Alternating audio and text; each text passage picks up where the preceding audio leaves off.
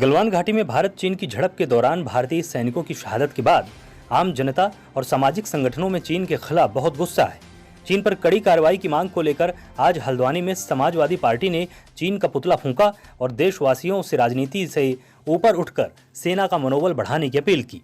साथ ही केंद्र सरकार से मांग की है कि अब चीन पर ठोस कार्रवाई की आवश्यकता है।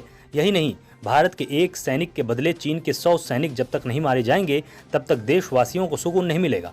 उधर 20 सैनिकों की शहादत से गुस्साई युवा कांग्रेस ने रक्षा मंत्री को चूड़ियां भेजकर अपना आक्रोश जताया, तो दूसरी तरफ सामाजिक संगठनों ने चीन सरकार का पुतला फूंककर केंद्र सरकार से चीन पर जल्द से जल्द ठोस कार्रवाई करने की मांग की है।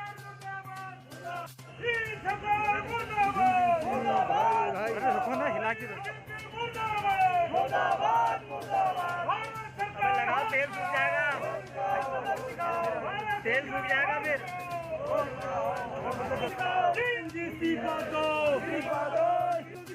एक मिनट बदला लो, सैनिकों की शहीदी का बदला लो, भारतीय सेना जिंदाबाद, जिंदाबाद, भारतीय सैनिक जिंदाबाद, इस्तीफा दो, भारतीय सेना जिंदाबाद।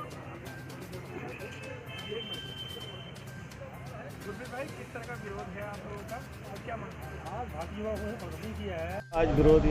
आज भारतीय युवा के द्वारा विरोध प्रदर्शन किया गया। कई दिनों से मीडिया के माध्यम से सूचना मिल रही थी कि जो चीनी सेना है वो कई किलोमीटर हमारी भारतीय सीमा के अंदर घुस गई है। हमारे नेता राहुल गांधी जी द्वारा निरंतर इनसे मांग की जा रही थी कि आप इस स्थिति स्पष्ट करिए और जवाब देश की जनता को जवाब दीजिए कि लद्दाख बॉर्डर पर क्या स्थिति है। लेकिन इनके द्वारा लगातार गुमराह किया जा रहा था। कुछ दिन पूर्व ही इनका बयान आया कि चीन की सेना वापस चली गई है और कल ही मीडिया के माध्यम से सूचना मिली है कि 20 भारतीय जो जवान हैं शहीद हो गए हैं। तो देश की जनता में इसके प्रति गुस्सा है, क्योंकि भारत सरकार द्वारा देश की जनता को लगातार गुमराह किया जा रहा है। आज भारतीय युवा कांग्रेस के कार्यकर्ताओं ने रक्षा मंत्री जी को चूड़ियाँ भेजी है कि आप चूड़ियाँ पहनिए और अपने घर पर रहिए, क्योंकि आपके बस की नहीं है कि आप स्थिति स्पष्ट कर सकते हैं और आप देश की जनता को सच बताने की ताकत आपके पास नहीं है। तो आप चूड़ियाँ पहन के अपने घर पर रहिए। हमें अपनी भारतीय सेना पे पूरा विश्वास है कि भारतीय सेना चीन का मुंह तोड़ जवाब देगी। हाल में जो चीनी सैनिकों ने कायराना हरकत करते हुए रात के अंधेरे में भारतीय सैनिकों में हमला किया, जिसमें हमारे 20 सैनिक शहीद हो गए।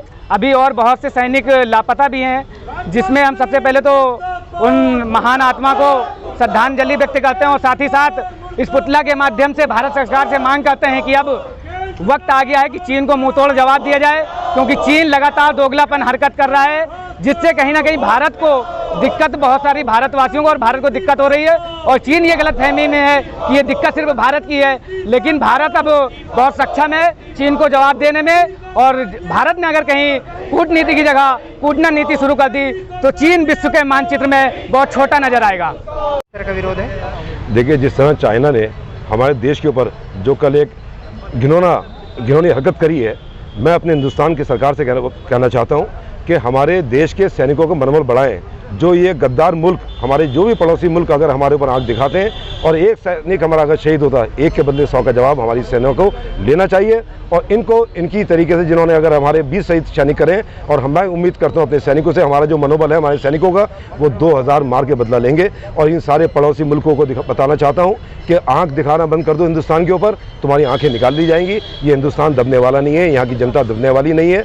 और ऐसे मामले में मैं कहता हूँ कोई राजनीतिक लड़ाई नहीं होनी चाहिए। सब लोगों एक साथ आके अपने देश की सुरक्षा के लिए इन जितने भी हमारी पड़ोसी मुल्क, गद्दार मुल्क अगर हमारे दिमाग दिखाते हैं, सबसे मिलकर सामना करना चाहिए और ना कि किसी के ऊपर कोई टिप्पणी करनी चाहिए। इस टाइम सेना का मनोबल बढ़ाना चाहिए। और मैं श्रद्धांजलि अर्पित करता हूँ अपने उन सैनिक भाइयों पर जो शहीद हुए हैं और उनके घर वालों को भी, कि हमें सब्र करना चाहिए और उनको जो सरकार द्वारा जितने भी उनको सहानुभूति देनी चाहिए सरकार को। और सारे सैनिकों को अपनी तरफ से कहना चाहता हूँ कि भाइयों, आप लोग जिस तरह से हमारे बॉर्डरों पर हमारी सुरक्षा कर रहे हैं, पूरा देश आपके ऊपर गर्व करता है और इन पड़ोसी मुल्कों से हम बदला लेंगे।